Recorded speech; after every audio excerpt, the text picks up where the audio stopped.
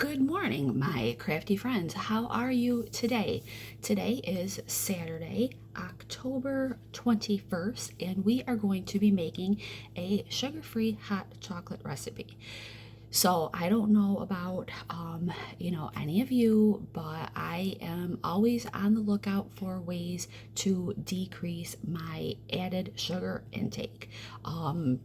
I love hot chocolate. We are getting into the season of, wanting warm drinks, and I really love to snuggle up with a cup of hot chocolate in the evening.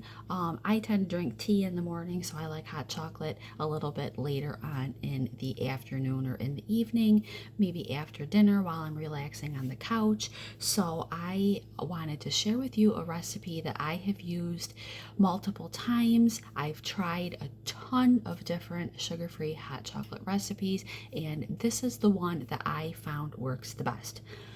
So what you want to do is I actually have mine on my oven in a small little saucepan, and what I did, this will help you get down exactly how much water you want to heat up. So what you want to do, I've got this cup. Now this recipe is based on an 8-ounce cup, so if you're using a bigger than 8-ounce cup, you may want to alter this just a little bit. So I've got my mug here. What I did was I filled it up, and then I poured the water into my my saucepan, and then I've got it on the oven, and it's hot, but it's not boiling because I want to be able to drink it now, so I don't want it to be boiling water. So what you're going to want is cocoa powder, and you are going to want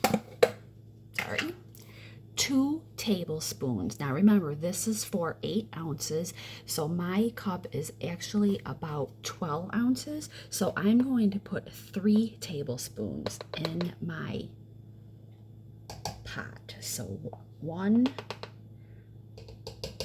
2, 3.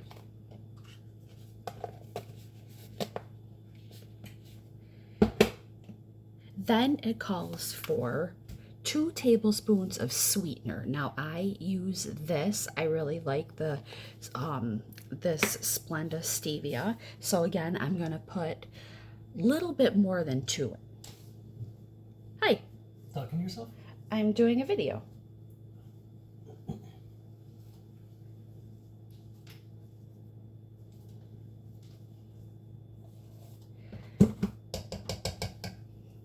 Then you are going to want a little bit of vanilla extract. So the recipe calls for 1/8 of a teaspoon, which I actually find to be a little bit on the low side. So I'm going to do about 1/2 of a teaspoon. And also I wanted a little bit more because my cup is bigger also. So now I'm going to rinse that out. So the recipe calls for 2 tablespoons of milk as well, powdered milk, but I don't have powdered milk, so I'm actually going to just go ahead and I'm going to put a little bit of coconut milk in there. Now this is right out of my refrigerator, so I'm going to just go ahead and give that a second to to warm up a little bit. And then what you're going to want to do is just give it a little bit of a whisk.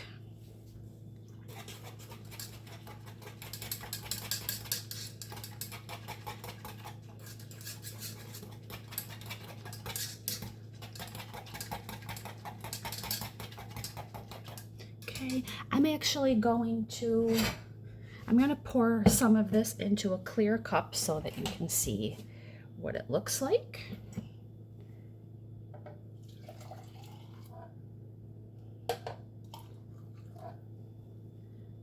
Hot chocolate.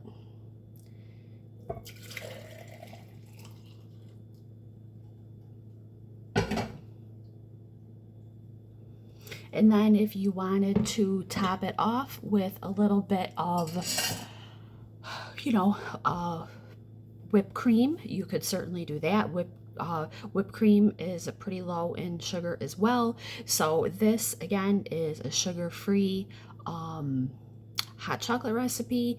I really enjoy this a lot. It's and you can play around with it a little bit too. If you don't think it's chocolatey enough, you could put a little bit extra chocolate in it. If you think that it's not quite sweet enough, you could put a little bit extra of your sweetener in it. You could also, you could do a little bit of vanilla. You could probably also even do a little bit of peppermint extract if you wanted kind of a minty hot chocolate. But you could do any flavor.